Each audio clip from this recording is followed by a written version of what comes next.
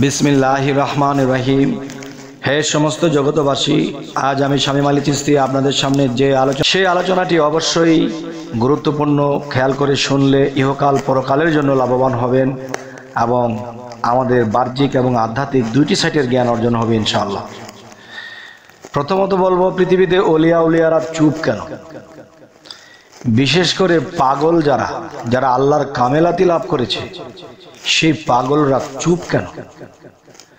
যেমন জালালউদ্দিন খাঁ কবি একদিন একটা কথা লিখেছিলেন যে শিয়াল কুকুরে করে কলরব, আউলিয়ারা রয় নীরব। তাহলে শিয়াল কুকুরে করে কলরব, আউলিয়ারা রয় নীরব, এর মধ্যে বিষয়টা কি? এই বিষয়গুলো তুলে ধরবো ইনশাআল্লাহ। প্রথমত আমি একটি যুক্তি ধারণ করব। দেখবেন যারা আল্লাহর ইবাদত করে, সাধনা করে না কিন্তু ইবাদত করে বা নামাজ পড়ে, বা যারা নিয়মিত আল্লাহর ইবাদত করতেছে, নামাজ রোজা করতেছে, তারা কিন্তু একটা কথা তাদের ভিতরে চলে কি, যে আমি নিয়মিত নামাজ পড়ি, আমি আল্লাহর ইবাদত করি, এবং মানুষকে গলা ফুলিয়েও বলতে পারে যে অলিয়া উলিয়া যাহারা আছে কামেল, এবং যারা পাগল ফকির আছে কামেল, তারা চুপ কেন? তারা মৃত্যুর আগেও চুপ দেখা গিয়েছিল এবং মৃত্যুর পরেও তারা চুপ কেন? আমি কি আর বলবো, অবশ্যই এই কথাগুলো জ্ঞানী গুণীদের জন্য প্রযোজ্য।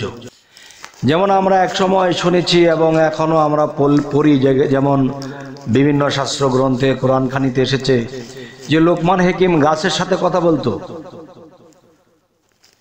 গাছের সাথে কথা বলতো এতটুকুই আমরা শুনেছি, কিন্তু আরো যে কি ঘটনা ঘটতো সেটা কিন্তু উল্লেখ করা হয়নি তেমন।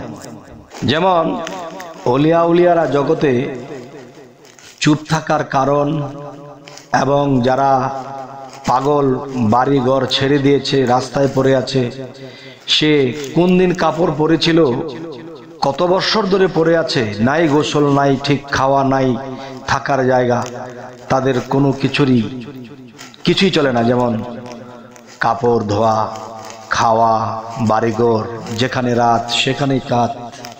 তাহলে এই কাণ্ডটি কেন হলো? দেখেন, আপনি আমি যদি ইচ্ছা করি আমি একটা রাত রাস্তায় বসে কাটিয়ে দেব, অসম্ভব হবে।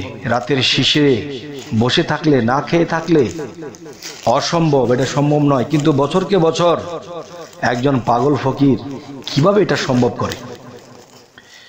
তবে একটা জিনিস দেখেন, যেমন ইউসুফ আলাইহিস সালামের সময় যে তার রূপ দিয়ে আল্লাহ পাঠিয়েছে, সেই ইউসুফ আলাইহিস সালামের দিকে মেয়েরা যখন তাকিয়েছিল তখন লেবু কাটতে গিয়ে হাত কেটে ফেলেছে। ঠিক লেবু কাটতে গিয়ে যদি তার রূপের মধ্যে মজে গিয়ে যদি তার হাত কেটে ফেলেছে, সে বলতেই পারে না, রক্ত দিয়ে প্লেট ভরে গেছে। তাহলে বোঝা গেল কি, কখন এই শিশির ভেজা রাতটা চলে গেছে সেই পাগল ফকির বলতেই পারে না সে ছিল কোথায়।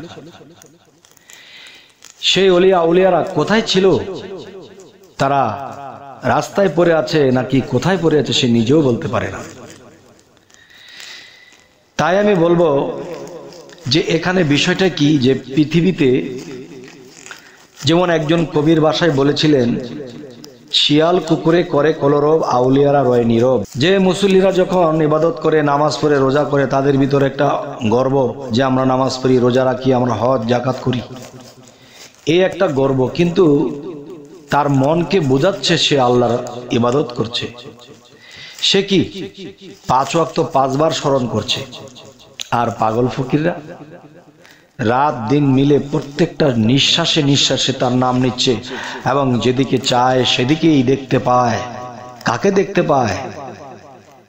যে নিরঞ্জন রূপে যিনি, খোদা রূপে যিনি, রাসূল রূপে যিনি, তিনি সামনে উপস্থিত হয়।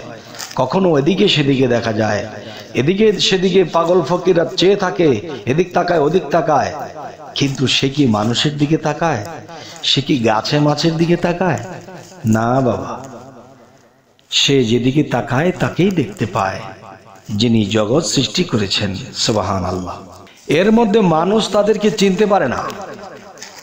মানুষ তাদেরকে কি বলছে? ভণ্ড বলছে, এবং বলছে যে সংসারে খাটাখাটনি করতে হবে, সংসার চালাতে হবে, কাজ করতে হবে।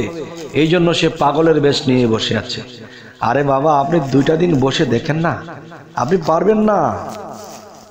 আপনি সাথে সাথে সেখান থেকে নিজেকেই নিজে বহিষ্কার করে দিবেন যে এটা সম্ভব নয়, কাজ করে খাই সেটাই ভালো। তো এখন বিষয়টা হলো, তারা বছরকে বছর বাড়ি নাই, ঘর নাই, খাওয়া নাই, কাপড় নাই, গোসল নাই, কিভাবে থাকে আমি সেটাও আমি আপনাকে বলছি। যে দেখেন, যে রাস্তায় একটা কুকুর, এখন কুকুরকে সে কুকুর হিসেবে দেখছে না, দেখতেছে তার ভিতরে একটা মানুষ আছে।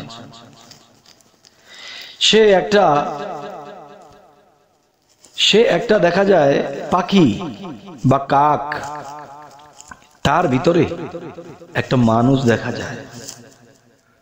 আর সে কা কা করতেছে, দুনিয়ার মানুষের শুনতেছে, কিন্তু সেই পাগল ফকির কি বলতেছে,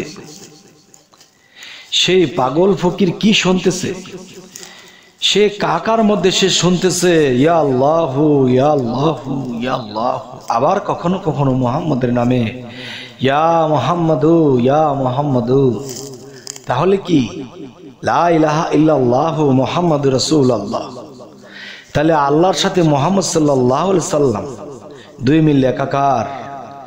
তাই বলবো, হে সমস্ত জগতবাসী, এই মানুষগুলো যে পৃথিবীতে চলাফেরা করতেছে, আল্লাহর ইবাদত করতেছে, তারা কিন্তু একটা চক্ষু দিয়ে দেখতেছে এই পাগল ফকির রাস্তায় বসে আছে। কিন্তু না বাবা, তিনি কি দেখতেছে? তিনি দেখতেছে যে একটা মানুষ, তার ভিতরে একটা পশু লুকিয়ে আছে। সে পশুর মতো মানুষকে মারে, পশুর মতো মানুষেরটা নষ্ট করে, মানুষের ক্ষয়ক্ষতি করতেছে। তার ভিতরটা পশু, উপরটা তার মানুষের স্রোত, কিন্তু মানুষ দেখতেছে এবং তাকে বাহবা দিতেছে। সে অনেক টাকাওয়ালা, সে অনেক পাওয়ারশীল। আর একটা পাগল ফকির দেখতেছে, হায় রে, যে সেই পশুর ভিতরে একটা মানুষ ছটফট করতেছে। কেন?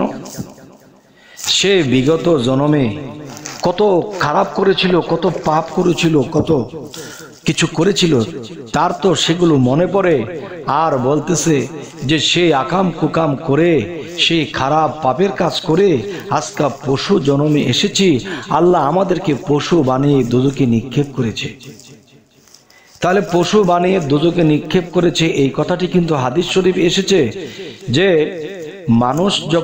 মানুষকে যখন আল্লাহ দোজখে ফেলবেন, যারা পাপের সমস্ত সীমা লঙ্ঘন করে ফেলেছে, যাদেরকে আল্লাহ পশু বানিয়ে দোজখে নিক্ষেপ করবেন, তাহলে তারা কিন্তু মানুষ ছিল, কিন্তু তার কর্মদোষে সেই পশুর স্রোত এসেছে, কিন্তু তার ভিতরে আত্মার স্রোত কিন্তু।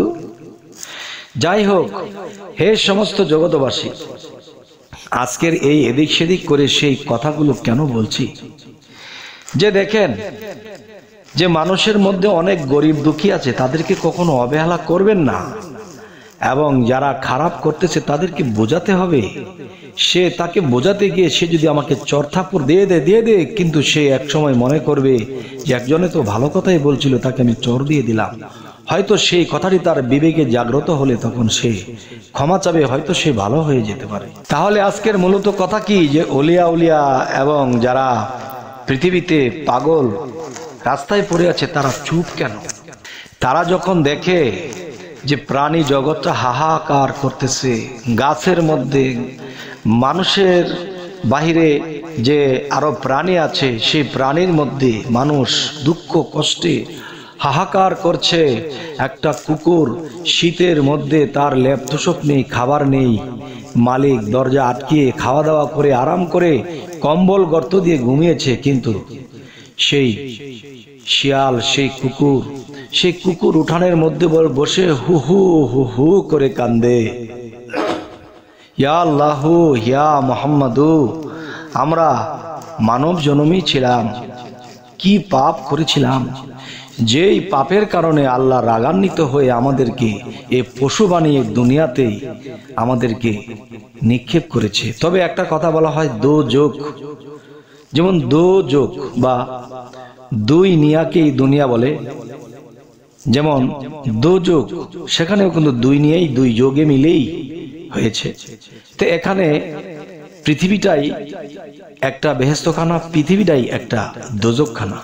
এখানেই মানুষ সুখ শান্তি করতেছে, বেহেশতের আনন্দ উপভোগ করতেছে, আর একদল হাহাকার করছে, খাবার পাচ্ছে না, শীতের মধ্যে কাঁদতেছে, আর হু হু করে উঠানের মধ্যে সেই কুকুর কাঁদতেছে যে হে আল্লাহ, সেই পিছনের জন্মে কত খারাপ করেছিলাম, তার বিনিময়ে সেই পাপের সীমা যখন লঙ্ঘন করে ফেলেছি তখন এই জানোয়ারের মধ্যে পাঠিয়ে দিয়েছ আল্লাহ। তখন ইয়া মুহাম্মাদকে স্মরণ করে তখন এই জিনিসগুলা কারা দেখতে পায়? যারা ফকির পাগল, যারা কামেলাতি লাভ করেছে, যারা আল্লাহর পাগল, তারা দেখতে পায়। আর এসব দৃশ্য দেখে তখন সেই পাগল ফকির তারা কাঁদতে থাকে, হায় খোদা, কি করেছি, কি করতেছি, তুমি আরো ভালো কিছু আমাকে করাও, আরো আমাকে কষ্ট দিয়ে জীবনের পাপ থেকে আমাকে আরো মুক্ত করে নাও। তারা কিন্তু পাপ মুক্ত হয়ে গেছে, তারা সংসার ত্যাগী হয়ে গেছে, তারা খাবার চিন্তা করে না, পোশাকের চিন্তা করে না, সম্মানের চিন্তা করে না। পাবলিক তাদেরকে এটা সেটা বলে, ভণ্ড বলে, তারপরেও কিন্তু তারা হাসি মুখে থাকে, কাউকে কিছু বলে না। আর সেই চিন্তায় তারা বিভোর। একটা কুকুর তাকে বলতেছে কুকুরের ভাষায় যে হে আল্লাহর ওলি, সে আল্লাহর পাগল, তুমি আমাকে সাহায্য করো, আমি যেন এই কুকুরের ভাণ্ড থেকে আমি উদ্ধার পাই, যেন মানব জন্মে যেতে পারি। এবং গাছে ডেকে ডেকে বলতেছে হে ফকির, হে পাগল, তুমি তো আল্লাহর পাগল, তুমি তো সর্বত্যাগী হয়ে গেছো। একই জায়গায় দাঁড়িয়ে আছি, একই জায়গায় রাত পোহাচ্ছে, একই জায়গায় রোদ পোহাচ্ছি, একই জায়গায় বৃষ্টিতে ভিজছি, আমরা জেলখানার মধ্যে বন্দী। তোমাদের একটা উছিলা চাই, যেন যে উছিলাতে আল্লাহ আমাদেরকে ক্ষমা করে। তখন এইসব দৃশ্য দেখে সেই পাগল ফকিররা তাদের চোখে পানি ছলছল করে আর বলে হে দুনিয়ার মানুষ, তোমরা যদি এই দৃশ্য দেখতে জীবনে আর পাপ করতে না, তোমরা দুনিয়াতে থেকে লোভ লালসা করে মানুষের একটা ক্ষতি করে, এবং তোমরা আল্লাহর কোনো তেমন ইবাদত করছো না, তোমরা এসব করে কখনো পার পাবে না। হায় রে, তোমরা যদি এগুলা দেখতে তাহলে তোমরাও শুধরে যেতে আর খারাপ কাজ করতে না। যাই হোক, এই সমস্ত জগতবাসী আজকের এই আলোচনায় আপনাদেরকে কি বোঝাতে চাইলাম অবশ্যই আমাকে বলবেন। তবে আরেকটি কথা বলবো এই ফাঁকে, অনেকে বলবে মানুষ মৃত্যুর পরে আর জন্ম নেয় না, আসলে তারা অন্ধ, তারা ঠিক মতো কোরআনটাকে পড়েনি। দেখেন, যদি আমরা বলি মানুষ পৃথিবীতে আর জন্ম হয় না, বা পাপের কারণে তারা পশু প্রাণীতে জন্ম হয় না, যদি এই কথা বলি তাহলে আল্লাহ দোষী হয়ে যাবে। কেননা আল্লাহ কি বলেছে, তুমি যা করবা ঠিক তাই পাবা। তুমি পশুর আচরণ করেছো, তুমি পশু হয়ে জন্ম হয়েছো, তুমি মানুষের আচরণ করেছো, তুমি মানুষ হয়ে জন্ম হয়েছো। তো এক দলকে পশু বানিয়ে দিল, এক দলকে মানুষ বানিয়ে দিল। তো আল্লাহ তো বলেছে আমি সমান বিচারক। তাহলে সমান বিচারক হলে পশুর কি অপরাধ ছিল? তাহলে তিনি নিশ্চয়ই বিগত জন্মে তার খারাপ ছিল, এই জন্মে সে পশু হয়ে এসেছে। অবশ্যই বুঝতে পেরেছেন। অবশ্যই আমাদের চ্যানেলটিকে সাবস্ক্রাইব করে নেবেন পরবর্তীতে ভালো আলোচনা দেওয়ার জন্য।